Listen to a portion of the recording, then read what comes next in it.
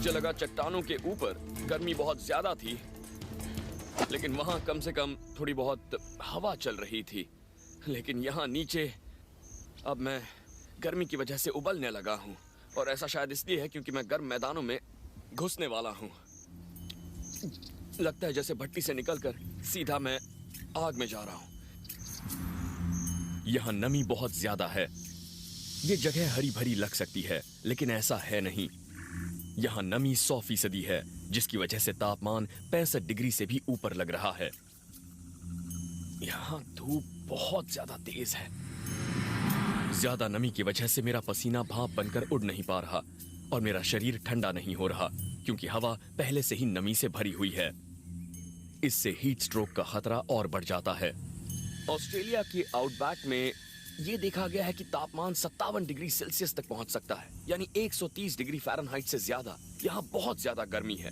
Search और rescue से जुड़े लोगों का कहना है कि अगर इस इलाके में कहीं कोई फंस जाए और उसके पास पानी ना हो तो 3 घंटे में ही उसकी मौत हो जाएगी। सबसे जरूरी बात यह है कि आप यहाँ हिम्मत से काम लें। मुझे खुद को इस भीषण गर्मी से बचाने के लिए एक हैट चाहिए। मैं अपनी टी-शर्ट इस्तेमाल कर सकता हूँ, लेकिन तब सूरज मेरे शरीर को जला देगा, इसलिए मैं बॉक्सर शॉर्ट्स इस्तेमाल करूंगा। तो अब मैंने इन्हें हैट की तरह पहन लिया है, इससे थोड़ी सुरक्षा मिलेगी। अब आगे बढ़ता हूँ। मेरा सिर मेरे शरीर का सबसे नाजुक हिस्सा है, और ये हैट मुझे ठंडा रखने में मदद करेगी। पर मेरी अगली समस्या है पानी। मैं जो पानी साथ लेकर आया था, मेरे पास बस वही है, पर वो एक दिन भी नहीं चलेगा। जिंदा रहने के लिए मुझे कुछ कड़े कदम उठाने होंगे। 2006 में मेक्सिको के 3 मछुआरों को बचाया गया था, जो पैसिफिक ओशन में 9 महीने तक भटकते रहे। जिंदा रहने के लिए उन्होंने कछुए का खून और अपना पेशाब पिया। वो इस हद तक जाने के लिए तैयार हुए, इसीलिए आज वो जिंदा हैं। लेकिन इतनी गर्मी में सिर्फ पेशाब से ही बात नहीं बनने वाली। मुझे जल्द से जल्द पानी का कोई स्रोत ढूंढना होगा। सिर्फ आराम करते हुए भी मुझे रोजाना अपने शरीर के वजन का 2% पानी पीना चाहिए, यानी कम से कम 1.5 लीटर पानी। लेकिन इन हालात में हर घंटे मुझे इतने पानी की जरूरत है। जरा देखिए ये जगह कितनी बड़ी है। बेहिसाब गर्मी और बहुत ज्यादा नमी अपना असर दिखाने लगी हैं। मेरा पसीना मुझे ठंडा नहीं कर पा रहा है, और मेरे पास पीने के लिए सिर्फ मेरा अपना पेशाब ही है। अगर इतनी गर्मी में आपको पर्याप्त तरल ना मिले तो आप मारे जाएंगे। अब मैं इन बोआ पेड़ों के बीच से गुजर रहा हूँ, और ये इस पूरे किम्बरली इलाके में आमतौर पर पाए जाते हैं, लेकिन मेरे लिए ये बहुत जरूरी हैं क्योंकि इनसे मुझे मिलेगी छांव।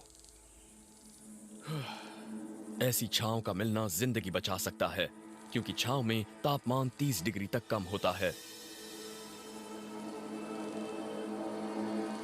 ऐसे माहौल का सबसे बेहतरीन ढंग से सामना कैसे करते हैं, ये एबोरिजिनीज जानते हैं।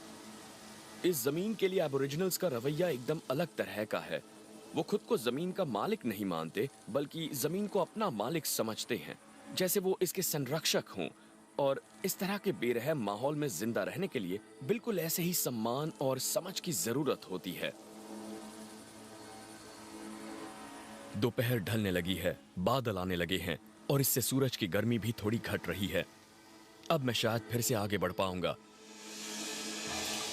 पर अब भी मेरे पास ताजा पानी नहीं है।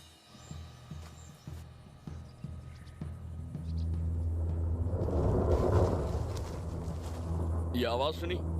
बादल की गरज। ये वाकई कमाल है। यहाँ पर धूप है और कुछ ही घंटों में बारिश होने वाली है। बादल इसी तरफ आ रहे हैं।